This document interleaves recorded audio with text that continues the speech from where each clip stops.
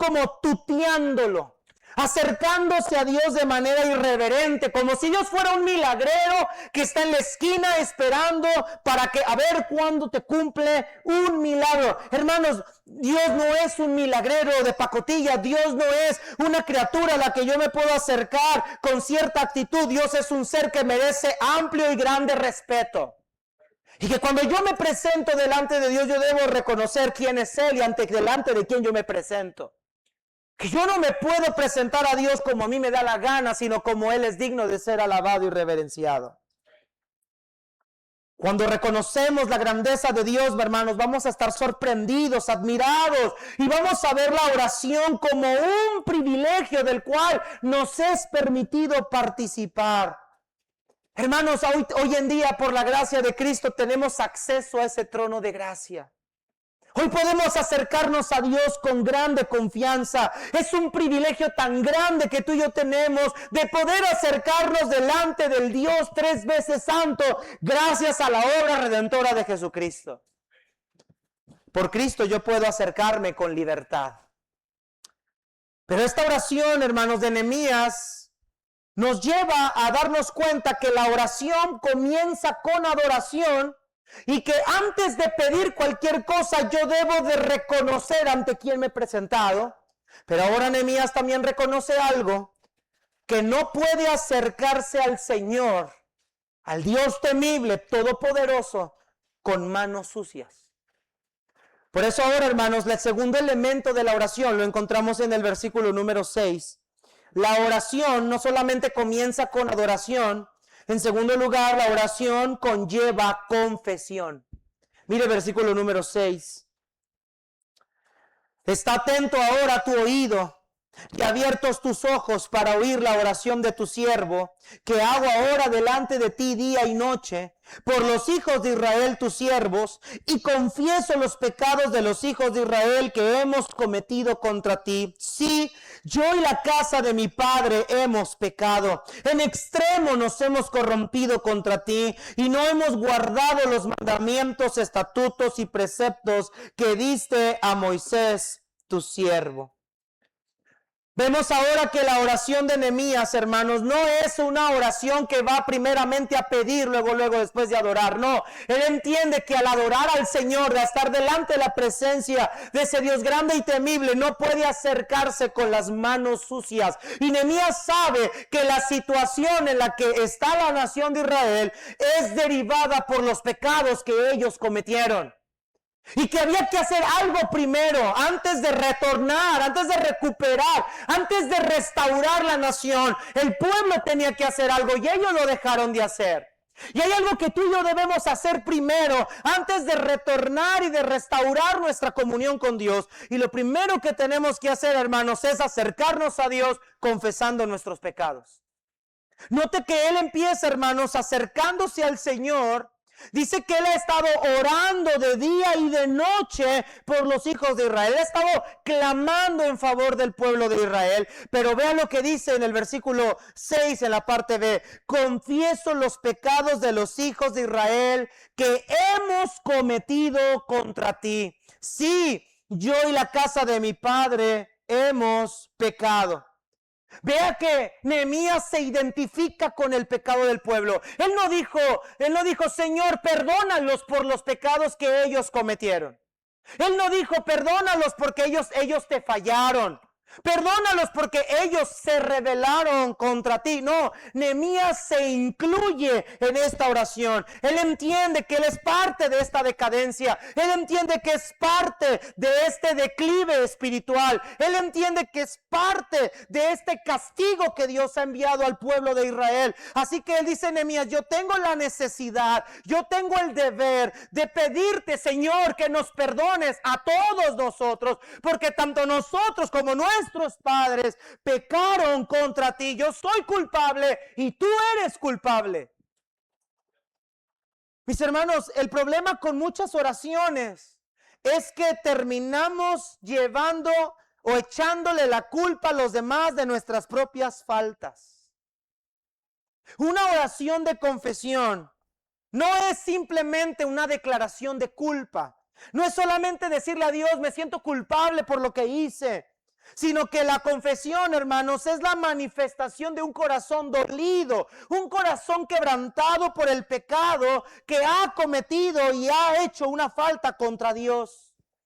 La confesión es más que reconocer mis pecados. La confesión, hermanos, es reconocer que merezco las consecuencias de mis propios pecados. En Salmo 51, David nos da un modelo y nos dice el Salmo 51, porque yo reconozco mis rebeliones y mi pecado está siempre delante de mí. Contra ti solo he pecado y he hecho lo malo delante de tus ojos, para que seas reconocido justo en tu palabra y tenido por puro en tu juicio. David dice, yo reconozco mis rebeliones, gracias, y mi pecado está siempre delante de mí. Dice David, contra ti, Dios, he pecado. Estoy consciente de que yo he hecho lo malo delante de ti.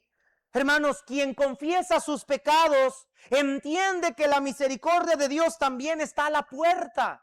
El proverbista dice, el que encubre sus pecados no prosperará, mas el que los confiesa y se aparta alcanzará misericordia. Y por eso Nehemías apela a orar a Dios y le dice, Señor, perdona nuestros pecados. Porque el pecado obstaculiza que nuestras oraciones sean escuchadas. El pecado impide que tu oración y mi oración sean escuchadas.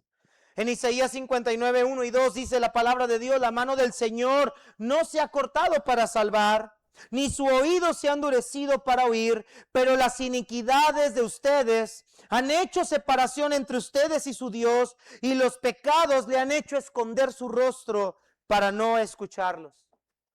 En Isaías 1, el Señor le dice al pueblo de Israel, cuando ustedes extiendan sus manos, yo esconderé mis ojos de ustedes, y aunque multipliquen las oraciones, no los escucharé. Sus manos están llenas de sangre. Por eso Dios le dice al pueblo después, lávense y límpiense y quiten su maldad de delante de mí.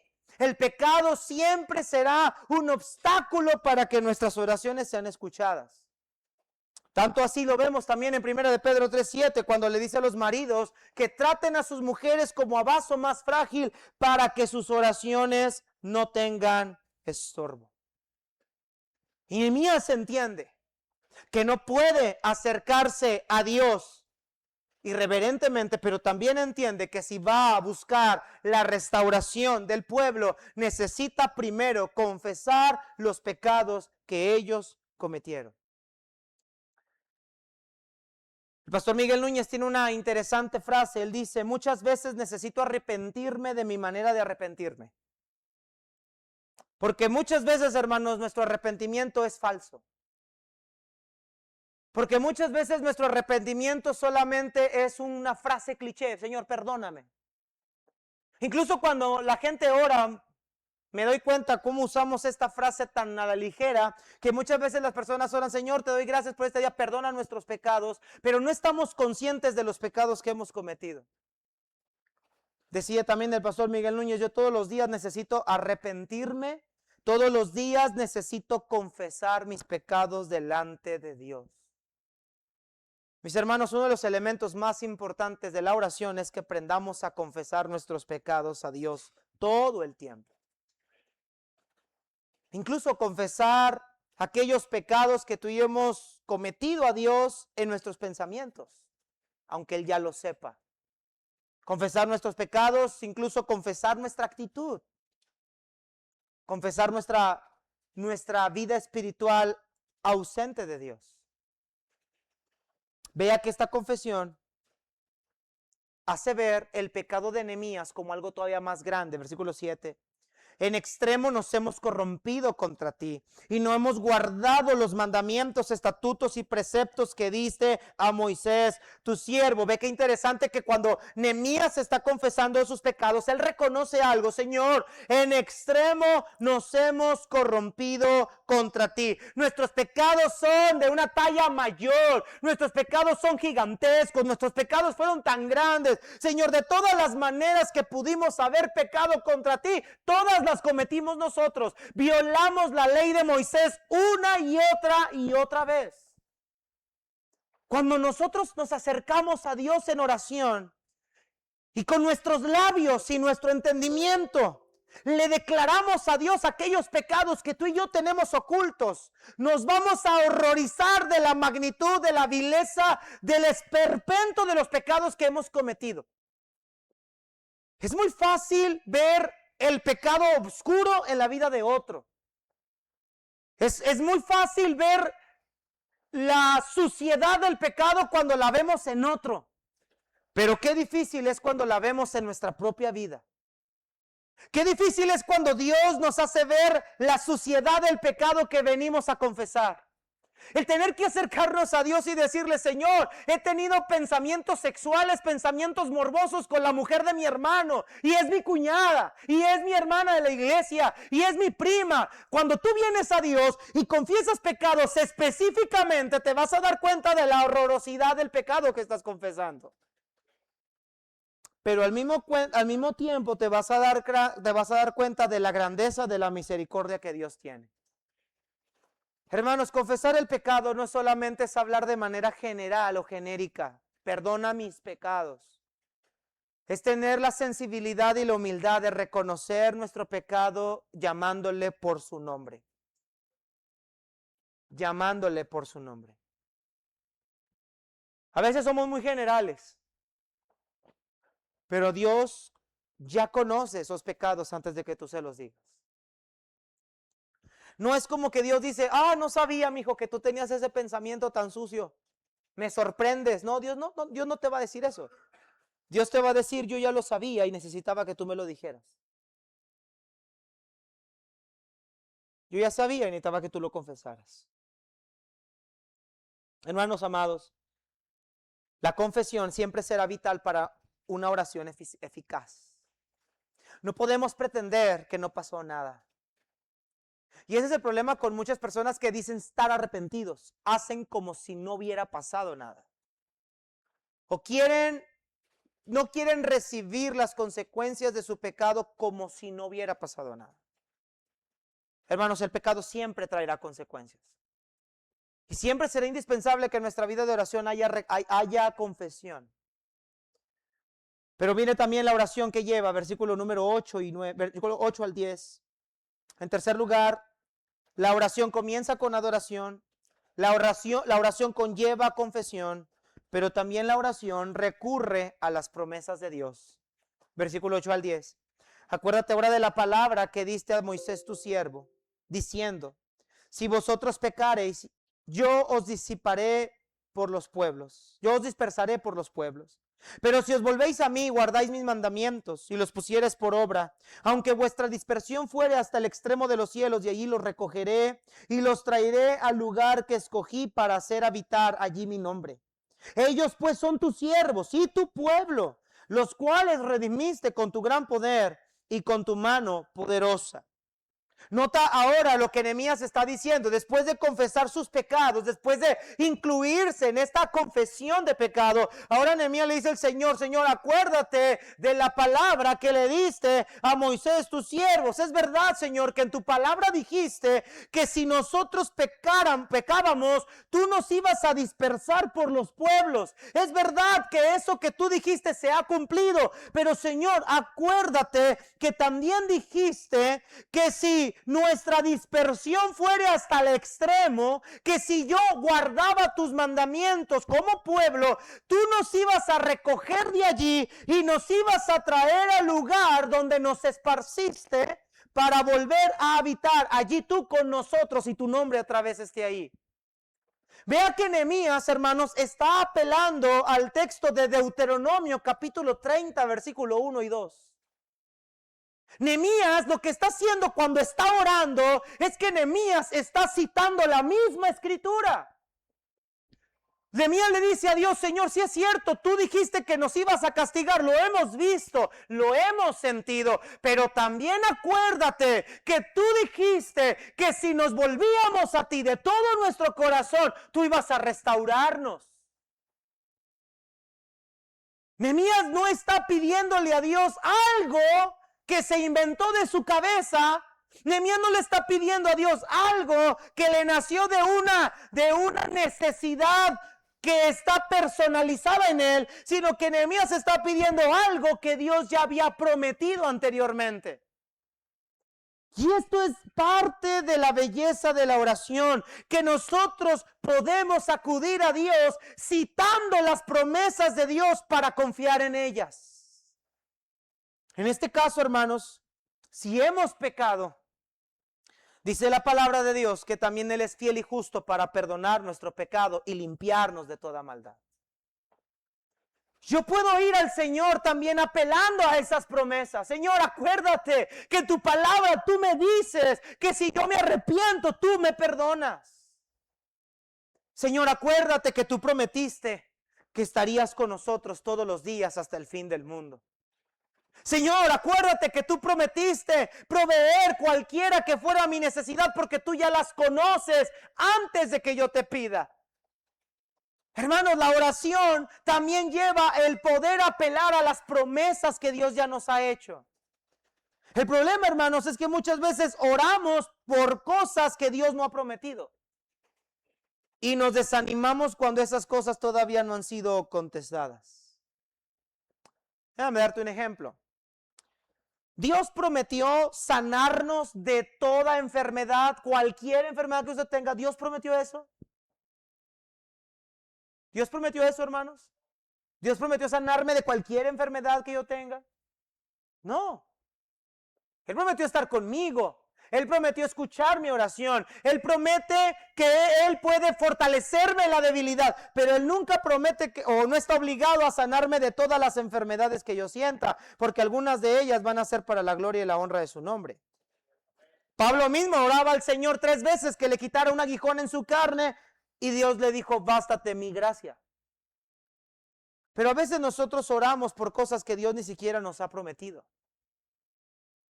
Y nos enojamos cuando Dios no las contesta. No, hermanos, la oración siempre debe apelar a las promesas que Dios ya nos ha hecho en Cristo Jesús. Nehemías aquí está apelando a esas promesas que ya tiene. Señor, acuérdate lo que tú dijiste en tu palabra. Si nos volvíamos a ti, tú nos ibas a restaurar. Versículo 10, ellos pues son tus siervos y tu pueblo, los cuales redimiste con tu gran poder y con mano poderosa. Ve cómo Nehemías le vuelve a reiterar esto, Señor, acuérdate que ellos son tu pueblo. Ellos no son cualquier persona, Señor, ellos son tu pueblo, con los que tú hiciste un pacto, con los que tú hiciste una promesa, con los que tú, Señor, te involucraste ante ellos y les diste tu palabra. Ellos son tu pueblo, no lo olvides, Señor, ellos tienen un pacto contigo. Hermanos, si nosotros podemos apelar a estas promesas es porque Dios tiene un pacto con su pueblo. Y Dios no rompe sus pactos. Y mucho menos los rompe aunque sea por la infidelidad nuestra. Aun cuando nosotros hemos sido infieles, Él permanece fiel.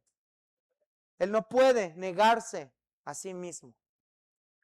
La oración conlleva entonces recurrir a las promesas de Dios.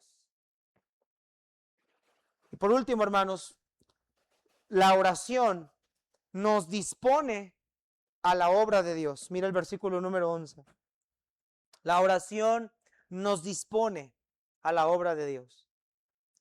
Te ruego, oh Jehová, esté atento ahora tu oído a la oración de tu siervo y a la oración de tus siervos, quienes desean reverenciar tu nombre. Concede ahora buen éxito a tu siervo y dale gracia delante de aquel varón, porque yo servía de copero del rey. Ahora note que la oración que está haciendo aquí Nehemías es, Señor, te ruego, la petición es esta, Señor, te ruego, te pido que tu oración esté atenta, que tu oído esté atento a mi oración. Señor, te ruego por favor que me escuches, pero también que escuches la oración de tus siervos, de quienes van a buscar tu rostro, quienes deseamos, Señor, quienes tenemos en nuestro corazón reverenciar tu nombre. Note que Nehemías, hermanos, no solamente está orando por restauración, no solo está orando para que Dios perdone sus pecados, no solo está orando recordando las promesas de Dios, está orando porque tiene un corazón dispuesto para servir al Señor. Nehemías no está pidiendo por su propio bienestar. Nehemías está pidiendo restauración al pueblo, pero al mismo tiempo Nehemías se pone como un candidato para ser usado por Dios en la restauración de ese pueblo. Hermanos, es importante entender el contexto donde está este texto, y es que Nehemías se encuentra en Susa, la capital del reino persa, y él era el copero del rey Artajerjes. Nehemías estaba en una posición de privilegio, por llamarlo así. El copero del rey no solamente era el que le servía la copa al rey y se la daba y la bebía por él. El copero muchas veces fungía como consejero del rey, muchas veces tenía amistad o relación con el rey, había mucha cercanía al rey, era una especie de la mano del rey. Y Nehemías pudo haberle dicho: Señor, te pido por favor que envíes a alguien a tu pueblo. Él pudo haber orado así. Él pudo haber orado y haber dicho: Señor, envía a alguien que restaure tu pueblo. Sin embargo, Nehemías le dice al Señor: concédeme buen éxito y dame gracia delante de aquel varón. Hermanos, la oración no solamente nos lleva a reconocer nuestro pecado, no solamente nos lleva a apelar a las promesas de Dios, la oración nos prepara, nos capacita y nos lleva para darle a Dios un mejor servicio. Nos da disposición. La oración transforma el corazón de la persona que busca a Dios. La evidencia más grande de una persona que ora no es su capacidad para enseñar. La evidencia de una persona que ora no es su capacidad para ministrar. La evidencia de una persona que ora no es su seriedad.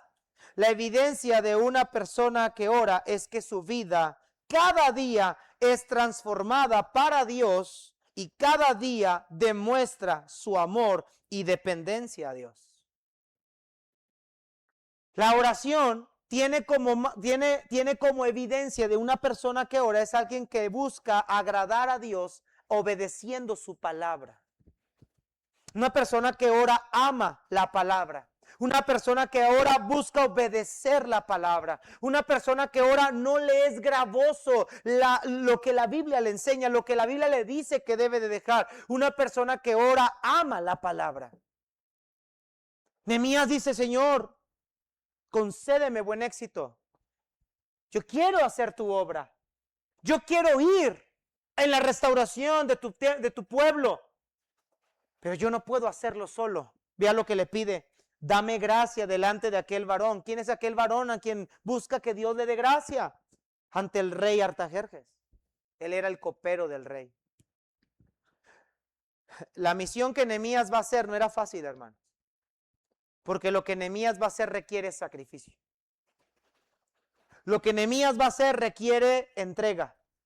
Lo que Nehemías va a hacer requiere que él tenga que crucificarse a sí mismo. Pero a Nehemías no le importa. ¿Sabe por qué?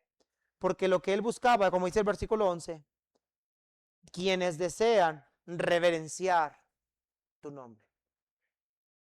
Nehemías quería reverenciar el nombre del Señor. Nehemías quería exaltar el nombre del Señor a través de la restauración de su pueblo. Jerusalén está derribada, los enemigos se han burlado de esta ciudad por mucho tiempo, años. La ciudad ya tiene derrumbada, más de 70 años, la ciudad está en ruinas, no hay quien la atienda, no hay quien haga nada por ella, y dice Nehemías: Señor, yo estoy dispuesto a ir. Muy similar a Isaías capítulo 6.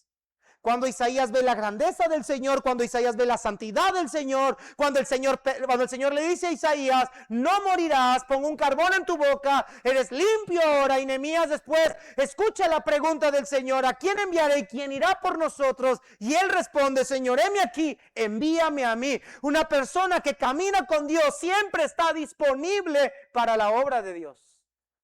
Siempre está dispuesto a hacer la obra de Dios. No importa el sacrificio que le cueste. No importa qué tan doloroso sea. No importa qué tan complicado parezca. Esa persona quiere simple y sencillamente agradar a Dios. Hermanos, cuando dejamos de sentir nuestra necesidad de Dios, dejamos de buscar a Dios. Y cuando dejamos de buscar a Dios, nuestra vida espiritual comenzará a morir. Yo no sé en qué etapa está usted en este momento. Yo no sé si ahorita usted ha dejado de sentir una necesidad de Dios. O yo no sé si usted ha dejado de buscar a Dios firmemente. Pero una cosa sé. Entre más tiempo pases dejando de buscar a Dios, tu vida espiritual comenzará y seguirá muriéndose.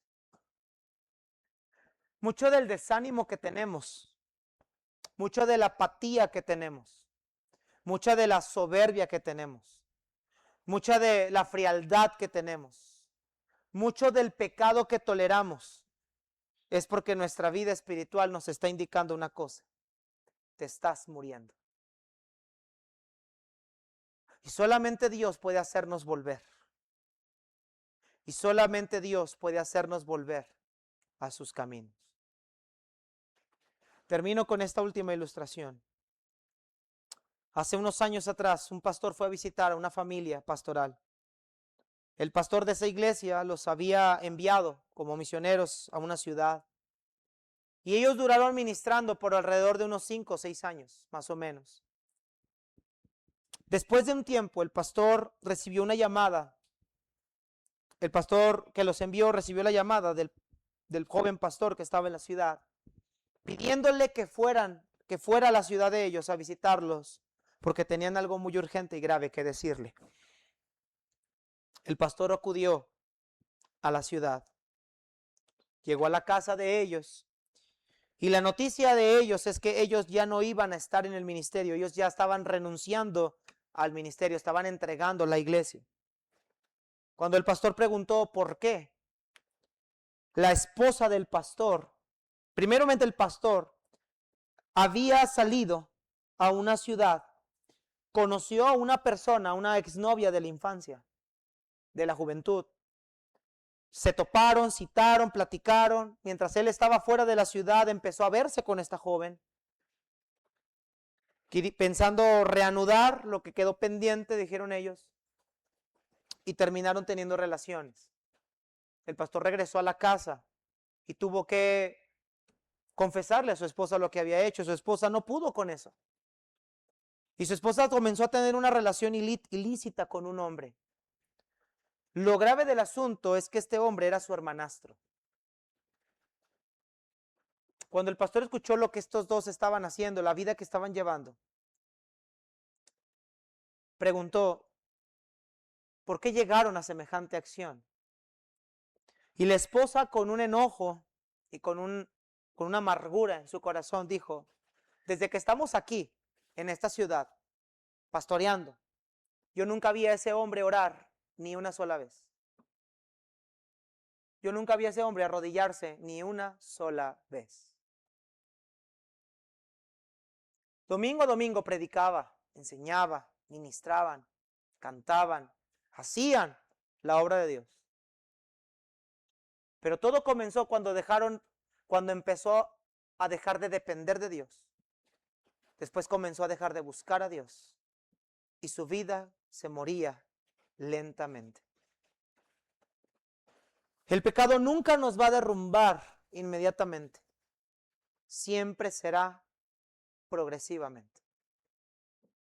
La caída nunca es rápida, es lenta. El pecado es como el veneno cuando lo tomas en medidas pequeñas. No lo sientes hasta que empiezas a ver efectos secundarios que no estaban allí. Cuando tú empiezas a ver en tu vida cosas que antes no hacías y que ahora vuelves a hacer, te puedes dar cuenta de una cosa: te estás muriendo. Espiritualmente te estás muriendo. ¿Qué necesitas hacer? Orar como oró Nehemías. Orar reconociendo a Dios quién es Él. Orar confesando tu pecado. Orar apelando a sus promesas. Y orar con la disposición de cambiar tu vida y de obedecer. Cuando seguimos este patrón, nuestra vida espiritual renacerá. Señor, gracias por tu palabra.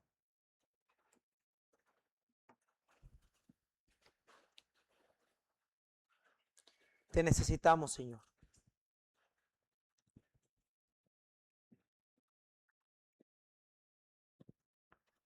Y yo en esta tarde te pido que despiertes. Despiertes en mi corazón un hambre y una sed de buscar tu rostro. Yo no quiero morir lentamente. No quiero enfriarme a tal grado que comience a adoptar cosas que me lleven a la destrucción. Señor, ayúdame.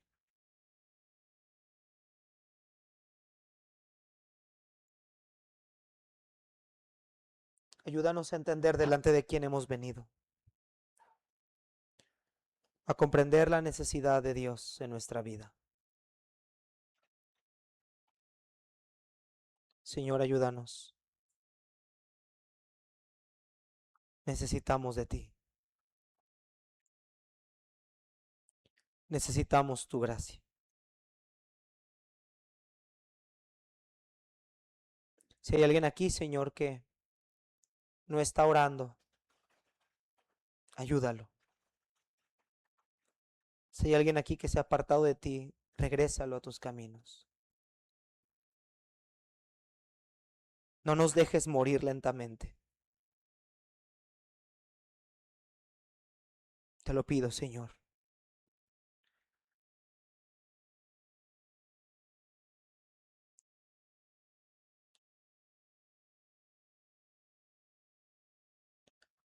Sigamos así un momento más en oración.